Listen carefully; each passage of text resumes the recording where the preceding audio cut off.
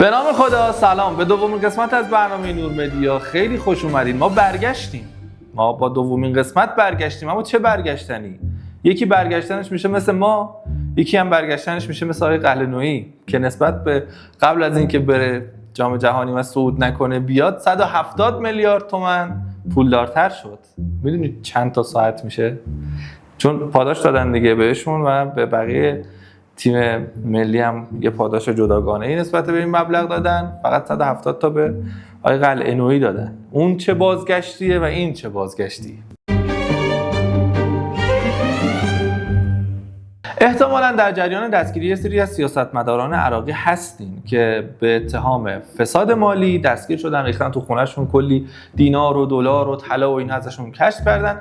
نخست وزیر عراق هم میگه که این مبارزه با فساد ادامه خواهد داشت. اما این وسط اکانت‌های اسرائیلی و اینترنشنالی خیلی دارن تلاش میکنن که این ماجرا رو به خاطر اینکه فساد گسترده‌ای بوده مرتبط کنن با جمهوری اسلامی و عوامل جمهوری اسلامی. مثلا اکانت اسرائیل به فارسی 2 تا تصویر آورده. به استناد این 2 تا تصویر میگه که چرا هر کجا این تصاویر به دیوار است دزدی و فساد هم هست. حالا اون تصاویر چیه؟ یکیش اینه که یه عالمه پول توی اتاقیه و 3 تا تصویره که 2 تاش مرتبط با ایرانه وجود داره و توی تصویر سمت چپی هم باز دوباره یه اتاقی که کلی پول اونجاست و دوباره این 3 تا قاب اونجاست. من اصلا کاری به این ندارم که چرا توی این تصویره که دارید میبینید مبل 3 نفره پشت صندلی دفتره، مهمونا چرا اونجا میشستن، کاری به این قضیه ندارم. توی تصویر بغلیش چرا اصلا پرچم عراق پشت رهبر ایرانه؟ و نکته بعدی که باز تو تصویر قبلیه اون رهبر ایران چرا این شکلیه؟ و این یه عده انقدری زود باورن، انقدری ساده لوحن، انقدری راحت گول میخورن و گول خوردن و اثبات شده برای این اکانت‌های اسرائیلی که دیگه حتی برای اکانت‌های هوش مصنوعی هم هزینه نمی‌کنن. از همین هوش مصنوعی‌های رایگان استفاده می‌کنن، میگن کار که راه میفته. بالاخره اینا ما هر چی تولید کنیم این مهر تایید میخوره از طرف یه عده‌ای که حالا بیشتر سلطنت طلبن و اینا. دیگه چرا بریم هزینه کنیم اکانت هوش مصنوعی بگیریم که لااقل دقیق‌تر در بیاره؟ که توی رسانه‌های مختلفی هم بررسی کردن و گفتن اینا بابا هوش مصنوعی اینه که مشخص اصلا بررسی هم نمیخواد. یه نفر 2 تا عکس با هوش مصنوعی تولید کرده باشه متوجه میشه که اینا هوش مصنوعیه. از طرف دیگه اینترنشنال هم تلاش کرد که از این قافله دروغسازی عقب نمونه و مجتبی پورمحسن اومد یه گزارشی کار کرد و گفت که 67 تا از مقام مسئول عراقی‌ها رو دستگیر کردن که اینا اکثرشون مرتبط با جمهوری اسلامی هستن. از قضایی خانومی که توی خونه‌اش لباس زیر ساخته شده با طلا پیدا کردن که این حامی خامنه‌ای بوده. حالا این خانومه کیه؟ عالیه نصیفه که قبلا گفته بود رژیم ایران بر اساس اصل حسن همجواری رفتار نمی‌کند. مواضع ضد ایرانی خیلی داشته. از طرف این خانم اصلا نماینده شیعیان هم نبوده. یعنی توی انتخاب یه مورد برای دروغگویی اصلا اینقدر هم دقت نمی‌کنن. میگم چون اون طرف عده‌ای نشستن که هر چی بهشون بدی باور میکنن. من خواهش میکنم لااقل تو فهمیدن یکم مقاومت کنید شما که دیگه یه هزینه‌ای بکنن یه اکانت هوش مصنوعی بگیرن برای اینکه گولتون بزنن. اینقدر مفتی پاشون در نیاد گول زدن شما. اینم یه تصویر دیگه ایه که توی یکی دیگه از اتاقا بوده. 3 تا تابلوه. لطفا اینم باور کنید.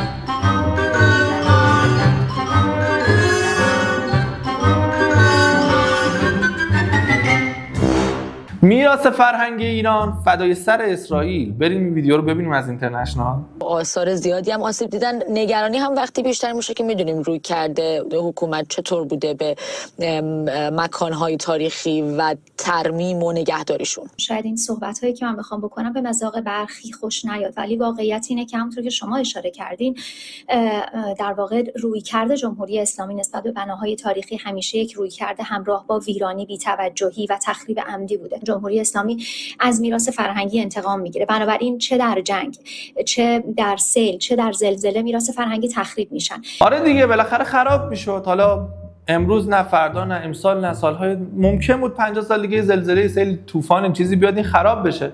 الان اسرائیل این کارو کرد که دیگه ما نگران این نباشیم که 50 سال دیگه قراره زلزله بیاد یا سیل بیاد این خراب بشه. از همین الان این نگرانی ما و دغدغه ما رو نسبت به میراث فرهنگی اسرائیل برطرف کرده.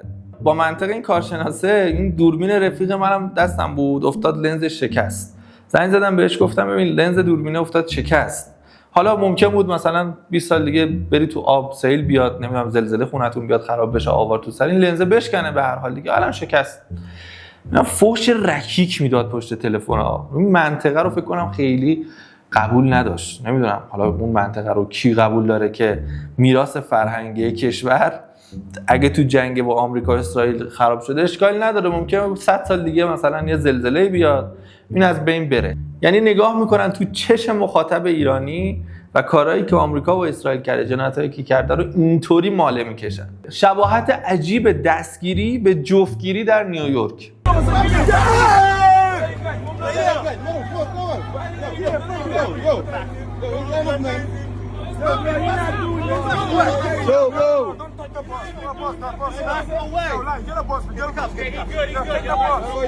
این ویدیوها چیه میگیرین میفرستین از نیویورک؟ خجالت نمیکشین؟ تمام رویاهای ما رو نابود کردین. به ما گفته بودن 1 ساعت اونجا کار کنی میتونی آیفون بخری. آقای پلیسی که مشغول دستگیری مجرم بودی، اونم به حالت درازکش و فجیع، اجازه میداده این 1 ساعت دست فروشی کنه اونجا؟ آیفونش رو حداقل بخره دیگه.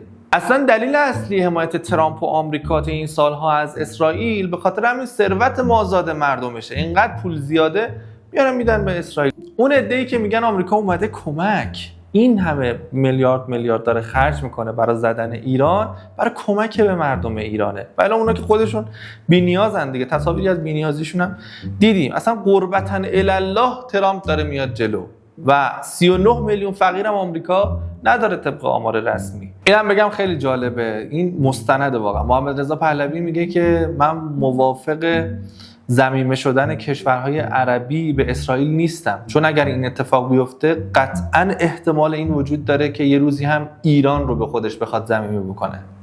برای همین اگر محمد رضا پهلوی امروز بود، یه دست سلطنت طلبا باز دوباره قیام میکردن و میخواستن انقلاب بکنن، چون اون شاهی که ساختن تو ذهن خودشون با اون حتی اون شاهی که وجود داشت از زمین تا آسمون فرق میکنه. اما حالا که کشور داره آماده مراسم تشییع رهبر شهید میشه، اینترنشنال داره تمام تلاش خودش رو میکنه که از قبل ذهن‌ها رو آماده بکنه. از عصبانیت دارن میمیرن. ببینیم این ویدیو رو. حکومت داره شهرها رو آماده میکنه و مردم رو آماده میکنه، حالا با تشویق به دادن کمک‌های مالی یا به اجبار یا تهدید برای دفن علی خامنه‌ای. خب میگم چند تا دسته پیام داریم. یکی این که اون مشمولان کمیته امداد یا بهزیستی به اجبار در واقع بهشون گفته شده که برن در مراسم شرکت بکنن، پولی براشون داده میشه، وامی داده میشه براشون و در واقع با این حربه میخوان این کار انجام بدن. یعنی در واقع این سناریوی تکراری رو میخوان دوباره انجام بدن برای شروع کردن تجمعات حکومتی. با بقیه حرفات اصلا کاری ندارم. ما از وقتی یه تیکه برنامه شما رو دیدیم، ما همش در به در دنبال اینیم که کجا دارن این وام رو میدن، ما هم بریم بگیریم. چون هر تجمعی که وام میدادن میرفتیم میگرفتیم، الان توپ ما رو تکون نمیداد به خاطر این همه وامی که تو این همه تجمع برگزار شده. میدونید چند تا وام میشد؟ توپ نمیتونست ما رو تکون بده. الان برای تکون دادن ما یه نسیم کافیه. ولی چه کنم که مثل چی داری دروغ میگی؟ یعنی الان هر کس که داره میاد تشییع یا تهدید شده که بیا، یا پول بهش دادن یا وام بهش دادن. مردم بدونید اینا هم اگه اومدن تشییع، از این سه دسته خارج نیستن. یه وقت فکر نکنید جمعیت علاقه‌مندانه به خود رهبر زیاده. نه، اینا همشون به خاطر پول و تهدید و اینجور چیزا دارن میان. اگه باور کنید انگیزتون رو به دیدن اینترنشنال از دست میدین، به انقلاب از دست میدین، به اینکه پیاده نظام اسرائیل باشین که اقدامات بعدی رو انجام بده از دست میدین. ما به شما نیاز داریم. اینا رو همین دیگه یا تهدید کردن یا بهشون پول دادن یا وام. خارج از اینا نیست. فوت بیش از 1000 نفر در فرانسه به علت گرمازدگی در دمای 42 درجه. اهواز خدا قوت، در حالی که در دمای 50 درجه نشسته و برق رفته. پدر خانواده میگه که یه چای بریز تا برقا بیان. به اندازه 15-20 روز جنگ ایران و آمریکا اینا کشته دادن به علت گرما. مدیون اینه وقت فکر کنید که اینا امکانات کم دارن یا مثلا انرژی اونجا خیلی گرونه، برق گرونه، اصلا تو خیلی از خونه‌ها کولر اصلا ندارن. تو خیلی از کشورهای اروپایی اصلا کولر واقعا استفاده نمی‌کنن. این واقعیتیه که کولر استفاده نمی‌کنن یا پنکه معمولی دارن. اصلا این پنکه اونم خیلی نمیتونن استفاده کنن به خاطر پول برق. اگه این اتفاق تو ایران افتاده بود که دیگه خودتون میدونید چه خبر میشه. و در پایان کلامی از مولا: کسی که کردارش او را به جایی نرساند، افتخارات خاندانش او را به جایی نمیرساند.